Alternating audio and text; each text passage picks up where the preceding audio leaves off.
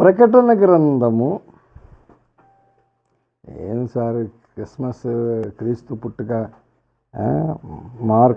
మత్తయి, mark, లూకా, యోహాన్లో ఉండాలి. మీరు పోయి ఎక్కడెక్కడో తిరుగుతూ ఉన్నారు. పోనీ కనీసం యెషయా తీసుకున్నామంటే అక్కడైనా పర్లే.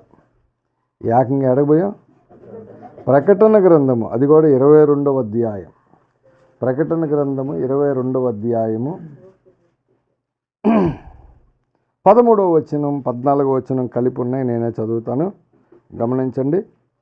ప్రకటన గ్రంథము 22వ అధ్యాయం 13, 14 వచనాలు. నేనే అల్ఫయు ఒమేగయు, మొదటివాడను కడపటివాడను, ఆదియు అంతమునై ఉన్నాను.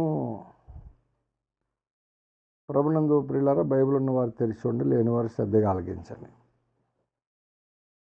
పరిశుద్ధ బైబిల్ గ్రంథములో ప్రభు అయిన యేసు క్రీస్తు వారికి అనేకమైన పేర్లు ఉన్నాయి. ఆయన పేర్లలో ఎన్నో పేర్లు ఉన్నాయి. దేవుని కుమారుడు, మనిషి కుమారుడు, ఇమ్మానుయేలు, యేసుక్రీస్తు, పెండ్లి కుమారుడు, తేజో నక్షత్రము, దావీదు కుమారుడు.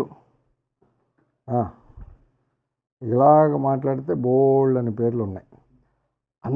అవన్నీ కాకుండా ఇంకొక పేరు ఏంటంటే, ఇప్పుడు నేను చదివిన మూలవాక్యంలో ఒక పేరు ఉంది. ఏం పేరు ఇది?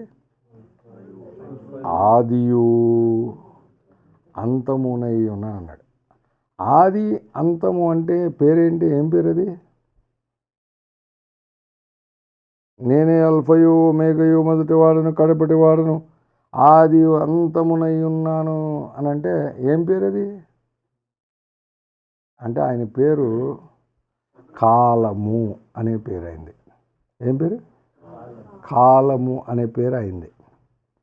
ఈ కాలము అనేది ఎప్పుడు ప్రారంభమైంది? ఈ కాలమునకు మనము ఎక్కడున్నామంటే వర్తమానంలో ఉన్నాం. అంతేనా? వర్తమానమేనా అంటారా? ప్రజెంట్ ఉన్నాం, వర్తమానంలో ఉన్నాం. భవిష్యత్తు మనకు తెలియదు. అలాగే జరిగిపోయింది మనకు ఊహ తెలిసినప్పుడు కానించి జరిగిపోయింది మనకు కొంతవరకు తెలుసు, పూర్తిగా కూడా తెలియదు. కానీ మనం పుట్టక మునుపు ఉన్నటువంటి దాన్ని ఏమంటారు? పాస్ట్ టెన్స్, తెలుగులో ఏమంటారు? భూతకాలం. భూత, వర్త, భవిష్యత్తు. భూతకాలము, వర్తమాన కాలము, భవిష్యత్ కాలము అనే 3 కాలాలకి వెలుపల ఉన్నాడు యేసయ్య. అందుకనే అవన్నీ ఆయనకి నిత్య ప్రస్తుతం. మనకేమో భవిష్యత్తు తెలియదు. జరిగిపోయింది కూడా బైబిల్లో చరిత్ర చదువుకొని తెలుసుకోవాలి తప్ప పూర్తిగా తెలియదు. కానీ వర్తమానంలో ఉన్నాము. ఇప్పుడు ప్రజెంట్ ఏం జరుగుతుందంటే, ఒక పాట పాడాము, తర్వాత వాక్యం చెప్తాం, తర్వాత వాళ్ళు ఎలాగో ఫ్రూట్స్ ఇస్తారు గ్యారెంటీగా. అది కూడా చూసాం కాబట్టి ఇది వర్తమానం. అయ్యర్ని షోకి పెట్టావు సార్, లోపల వేరేది ఉంది అనేది కూడా భవిష్యత్తు కదా కదా అంతే కదా. ఇప్పుడు నువ్వు చూసిన దాన్ని బట్టి నువ్వేమనుకుంటావు అంటే వర్తమానం అనుకుంటావు. కానీ అది షోకి పెట్టే, కానీ మీకు ఇవ్వడానికి కాదని అవన్నీ అలాగ ఉండవు. లోపలికి వెళ్ళి వేరే తెచ్చి ఇచ్చారనుకో, అది కూడా భవిష్యత్తు మనకి. ఎందుకంటే తెలియదు కదా. అంటే వీటి బయట ఉన్నాడు యేసయ్య అన్నాను నేను. అంటే ఈ 3 కాలాలకు బయట ఉన్నవానికి నిత్య ప్రస్తుతం అంట. అంటే భవిష్యత్తు గురించి మనకు తెలియదు కాబట్టి ప్రకటన గ్రంథం చదువుకొని ప్రకటన గ్రంథంలో ఉన్న విషయాలన్నీ మనము యుగాంతము, ద ప్రజెంట్ ఆఫ్ ఏజ్, అంతేనా బుక్ పేరు? The end of the present age అనే బుక్ మనం చదివినప్పుడు భవిష్యత్ కాలంలో జరగబోయే విషయాలు కాబట్టి చాలా యాంగ్జైటీగా మనకు అనిపిస్తుంది. కానీ దేవుడికి ఏం యాంగ్జైటీ ఉండదు. అవునా? మామూలుగా ఆయనకు వర్తమానంలాగా ఉంటుంది. భవిష్యత్తు కూడా మనము కొన్ని విషయాలు బైబిల్లోంచి చూసినప్పుడు, భవిష్యత్తు భూతకాలంలో చూసినప్పుడు, బైబిల్లో కొన్ని సంగతులు చదివినప్పుడు అలా జరిగిందా అని మనకు చాలా ఆశ్చర్యంగా ఉంటుంది. దేవుడికి కానీ ఆశ్చర్యంగా ఉంటుందా? అంతా ఆయనకి నిత్య ప్రస్తుతం. అట్లాంటి దేవుణ్ణి మనము కొలుస్తున్నాం, అట్లాంటి దేవుణ్ణి ప్రచారం చేస్తున్నాం, అట్లాంటి దేవుని బిడ్డలమై ఉన్నాం మనం. అట్లాంటి బిడ్డలమై ఉన్న మనము మన ఆలోచన ప్రపంచం ఎలాగుండాలి? అసలు దేవుడు ఆది అంతమై ఉన్నటువంటి యేసయ్యతో ఏం చేశాడు? ఏమేం చేశాడు? భూతకాలంలో ఏం జరిగింది అంటే మనకు తెలియదు, కానీ భక్తులు చెప్పిన మాటలే చూద్దాం ఒకసారి. అపోస్తుడైన పౌలు కొలస్సీలకు రాసిన పత్రిక మొదటి అధ్యాయము, అపోస్తుడైన పౌలు కొలస్సీలకు రాసిన పత్రిక మొదటి అధ్యాయము 16వ వచనము నుంచి చదువుతున్నాను. ఏలయనగా ఆకాశమందున్నవియు భూమి అందున్నవియు దృశ్యమైనవి గాని అదృశ్యమైనవి గాని అవి సింహాసనములైనను ప్రభుత్వములైనను ప్రధానులైనను అధికారములైనను సర్వమును ఆయన యందు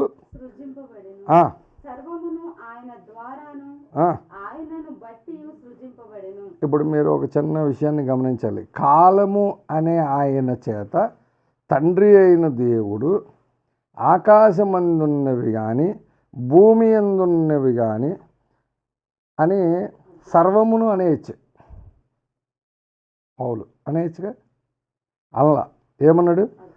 దృశ్యమైనవి కానీ అంటే నీకు కనబడేవి కానీ, అదృశ్యమైనవి కానీ అంటే నీకు కనబడనివి కానీ, అవి దృశ్యమైన సింహాసనమైన అదృశ్యమైన సింహాసనమైన. చాలామందికి దృశ్యమైన సింహాసనమే కనబడుతుంది, అదృశ్యమైన సింహాసనం కనబడద్దా? కనబడుతుందా? కనబడదు కదా. ఎవరో పౌలు లాంటి వాడికి, మోషే లాంటి వాడికి కనబడింది. పరలోకములో కలుగు బహుమానము కొరకు ఆయన దాని మీద దృష్టి ఉంచాడట. పరలోకంలో ఏముంది అంటే ఒక బహుమానం ఉంది. ఏం బహుమానము? ఆయనకి ఏ సింహాసనము దేవుడిస్తాడో తెలియదు. అయితే ఉందనేది ఈయన కనుక దాని మీద దృష్టి పెట్టాడంటే, చూసి దృష్టి పెట్టాడా, చూడకుండా పెట్టాడా? అంటే మోషే చూశాడు, పౌలు కూడా చూశాడా, చూడలేదా? నా కొరకు జీవకిరీటము ఉంచబడి ఉన్నది అన్నాడు. జీవకిరీటం అంటే రోడ్లు ఉడిచేవాడికి ఇస్తారా? పంట పొలానికి నీళ్లు పట్టేవాడికి, పొలం చేలో పనిచేసేవాడికి ఇస్తారా? కిరీటం ఎవడికి ఇస్తాడు? కిరీటం ఎవరికి ఉంటుందండి? అంటే సింహాసనం మీద కూర్చునేవాడికే ఉండేది. అంటే సింహాసనములైనను అంటే దృశ్యమైన సింహాసనములు, అదృశ్యమైన సింహాసనము. దృశ్యమైన ప్రభుత్వము, అదృశ్యమైన ప్రభుత్వమునకు. దృశ్యమైన ప్రధానులు, అదృశ్యమైన ప్రధానులు. దృశ్యమైన అధికారము, అదృశ్యమైన అధికారం. ఇవి ఆకాశమందున్నవి కానీ భూమి ఎందున్నవి కానీ అన్నాడు. అంటే ఇప్పుడు ఈ రెండు ఎక్కడెక్కడ ఉన్నాయి? పైన కింద. సర్వమును అంటే సర్వము పైన ఉన్నాయి, సర్వము కింద ఉన్నాయి. ఇవన్నీ అంట 3 స్టెప్పులు చెప్పాడు. ఆయన యందు సృజింపబడెను, సర్వమును ఆయన ద్వారా ఆయనను బట్టి సృజించబడి అన్నాడు. అంటే ఇప్పుడు దీని అంతటిని బట్టి ఏమర్థం చేసుకోవాలి? యేసు లేకుండా ఇంకేది లేదు సార్. యేసు లేకుండా ఇంకేం లేదు. ఇంత క్లారిటీ పౌలు ఇచ్చాడు. కొద్దో గొప్ప క్లారిటీ పాత నిబంధనలో సొలొమోను ఇచ్చాడు. సామెతల గ్రంథం 8వ అధ్యాయం, సామెతల గ్రంథము 8వ అధ్యాయము, ప్రభునందు ప్రియులారా 21, 22 వచనాలు చదవండి.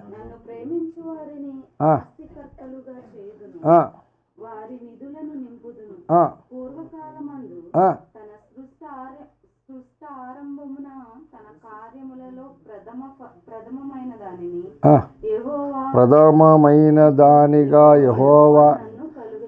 ఇప్పుడు సొలొమోన్ గారు రాసినటువంటి ఈ లేఖన వ్యాఖ్యానం కరెక్టేనా? జనరల్గా ఆలోచించి చెప్పండి. నన్ను ప్రేమించు వారిని ఆస్తికర్తలుగా చేయుదును, వారి నిధులను నింపుదును. కాబట్టి నువ్వు ఖచ్చితంగా నన్ను ప్రేమించాల్సిందే. నీకు వేరే ఆప్షను, వేరే దారి లేదు. నువ్వు ఆస్తికర్తవు కావాలా? నీకేదైనా అవసరమా? నీకేదైనా ఈ భూమి మీద అవసరమైంది ఉందా? అప్పుడు నువ్వేం చేయాలి? ప్రేమించడం అంటే అర్థం ఏంటి? దేవుణ్ణి ప్రేమించడం అంటే అర్థం ఏంటి?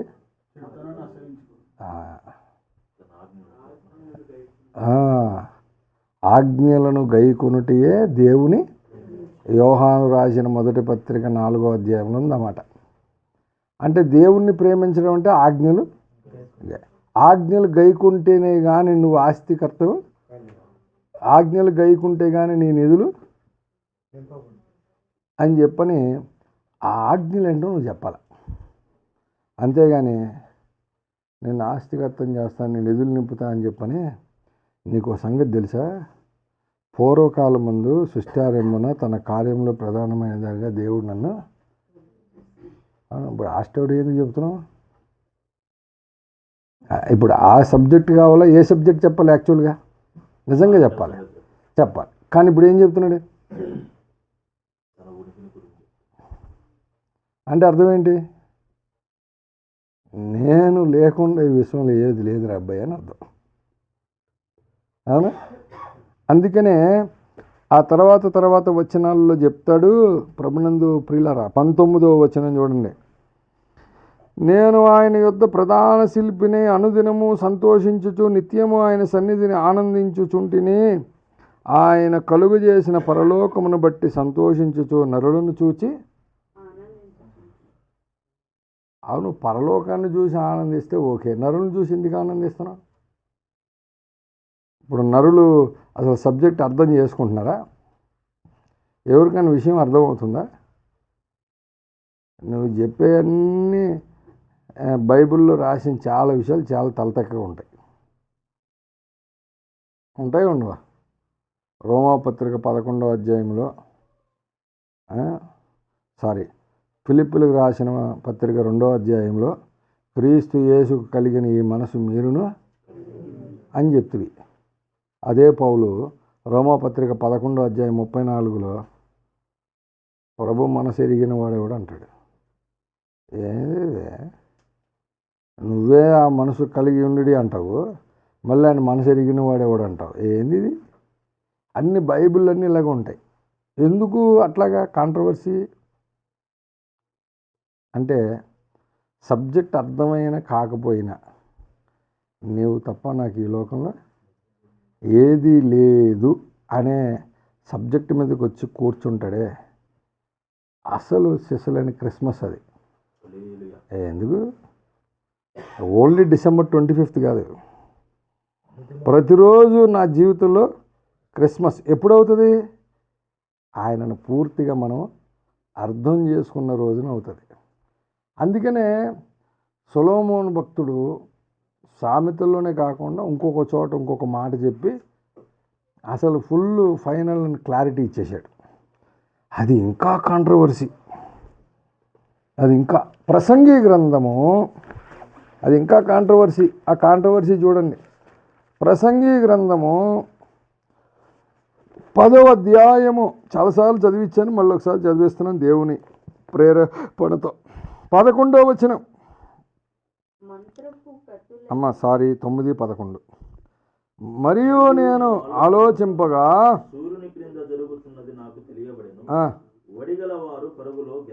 గెలవరా? ఒడిగలవారు గెలవరా? ఏమంటే హుసేన్ బోల్ట్ నెంబర్ 1గా పరిగెడతాడు, గెలుస్తాడా లేదా? మరి గెలవడం అంటే సొలొమోను.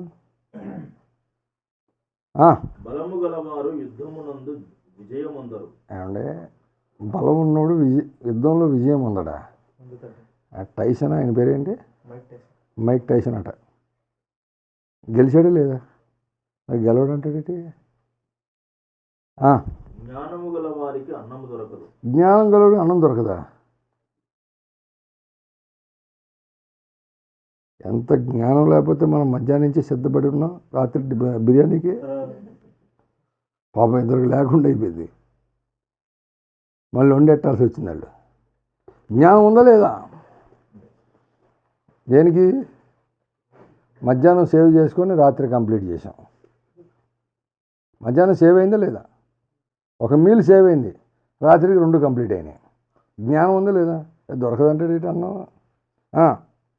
బుద్ధిమంతులగుట వలన బుద్ధిమంతులకు ఐశ్వర్యం దొరకదండి. బుద్ధి జ్ఞానములు కలిగిన వివేచనాత్మ సొలొమోనుకి ఇచ్చాడు. సొలొమోను ఎంత సంపాదించాడండి? ఆయనే చెప్తున్నాడు ఏమని? బుద్ధిమంతులగుట వలన ఐశ్వర్యము కలగదు, తెలివి గలవాడికి అనుగ్రహం దొరకదా? ఏమండి, తెరాన్ రామకృష్ణ గారికి శ్రీకృష్ణదేవరాయల దర్శనం దొరికిందా వెంటనే? ఏం చేశాడు? ఏం చేశాడు చెప్పు, పర్లేదు.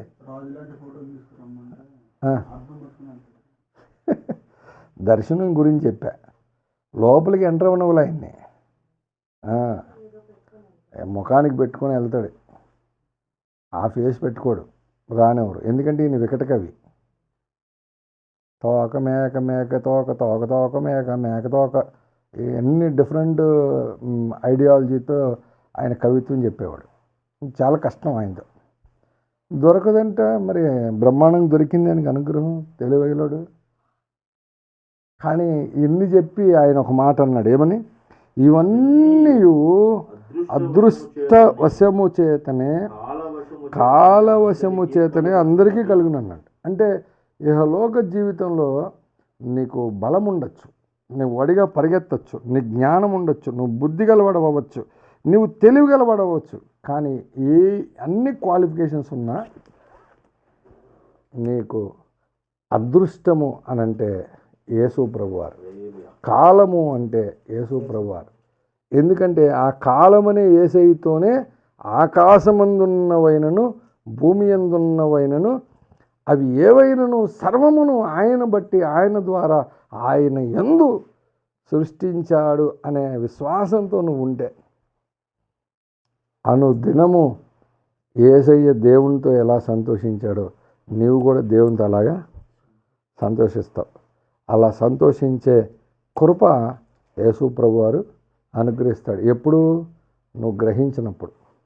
గ్రహించట్లేదనుకో, తెలియలేదనుకో, ఎలాగ ఆనందిస్తావు? ఎందుకు ఈ విశ్వ బ్రహ్మాండాన్ని అంతం చేసింది?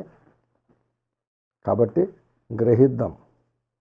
ఆదియు అంతమును నేనే అన్నాడు. ఆ మధ్యకాలం మొత్తం అంది ఎవరు? యేసు ప్రభుదే. కాబట్టి ఆయన అనుమతి లేకుండా, అన్యులు అంటారు కదా, శివుడాజ్ఞ లేకుండా ఈలోప చచ్చిపోద్ది అది. కానీ ఇక్కడ సావదు. మనం ఏం కాము, దేవుని ఆజ్ఞ ఉంటే ఏం కాము. ఏం చేయాలో మొత్తం అన్నీ సమకూర్చి పెడతాడు నీ కొరకు. అటు భాగ్యం ప్రభువు మనకు దయచేయను గాక. ఆమేన్. ప్రార్థన చేసుకుందాం.